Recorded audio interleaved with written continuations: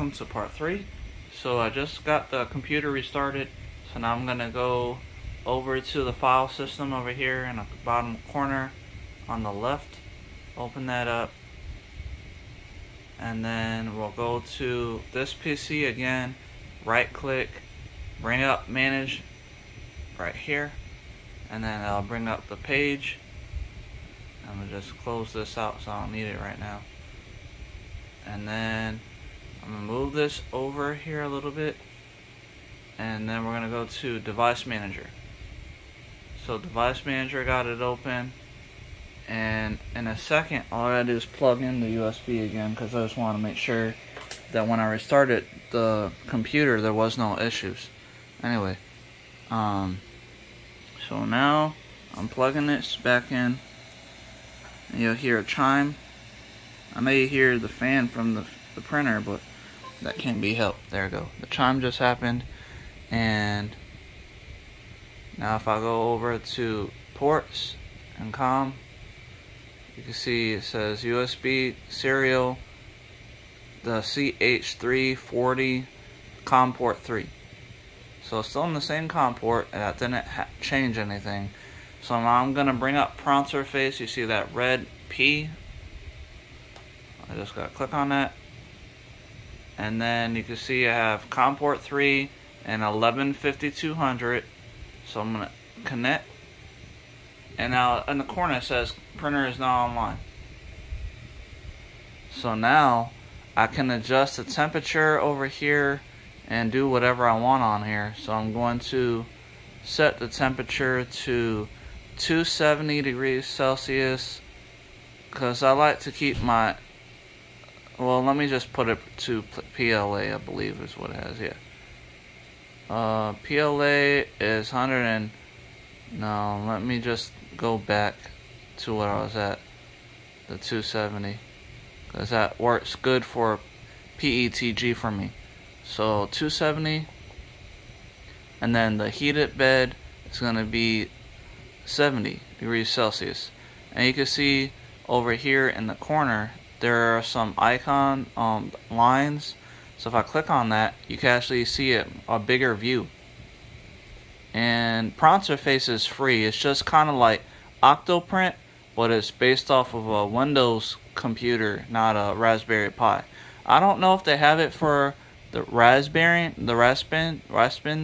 I forget exactly the name for the Raspberry Pi's operating system, but either way, I'm pretty sure they probably have it for that as well, but I'm using it on my Windows laptop here.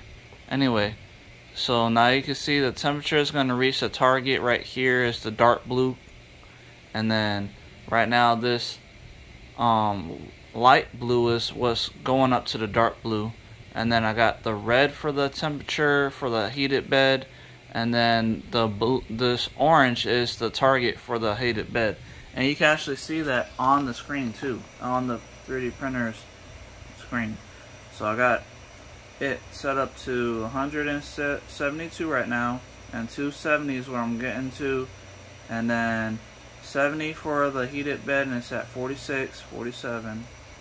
So once that's done, well, right now I'm gonna just close out of this real quick, and then we're gonna go load file. So click on here, and then I gotta go to the I'm using Cura, Ultimaker Cura, not the Voxel Maker or whatever it's called, because I've always used Cura. I'm used to it, but it's basically a clone version of a CR10 for the Voxelab S3. So that's the reason I have CR on the Ender 3 profiles on here. So I'm gonna load this file right here. This is pillow block bearing, the 608, which is basically a skateboard bearing. So I'm gonna open that, and then in a second it's gonna calibrate the layers and everything, and then there it goes. So now I have it set right here onto the screen, and then all I have to do when it gets up to that target temperature, I can just press print, and then I'll start printing straight off of the laptop instead of having to put in the file to a SD card.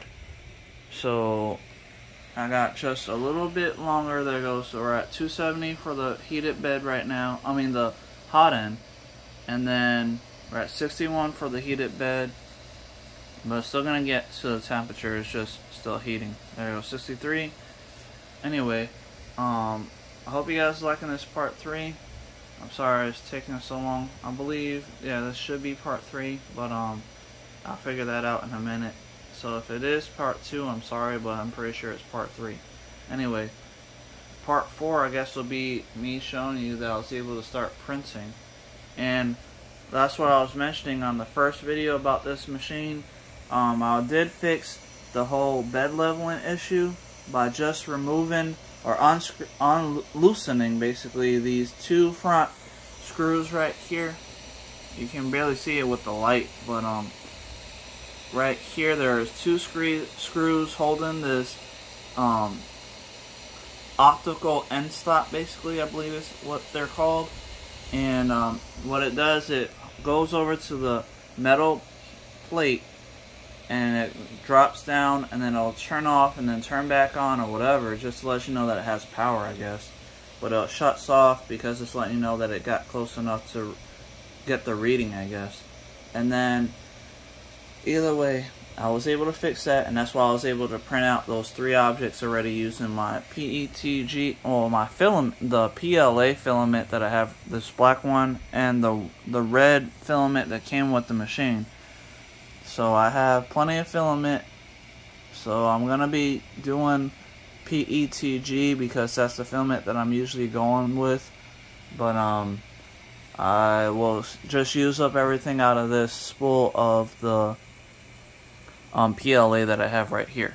Anyway, so I hope you guys like this. I'm sorry it took so long. I know this part 3 is kind of long because it's over 7 minutes, but it's fine. Anyway, thank you guys for watching. I'll see you guys on part 4. Goodbye.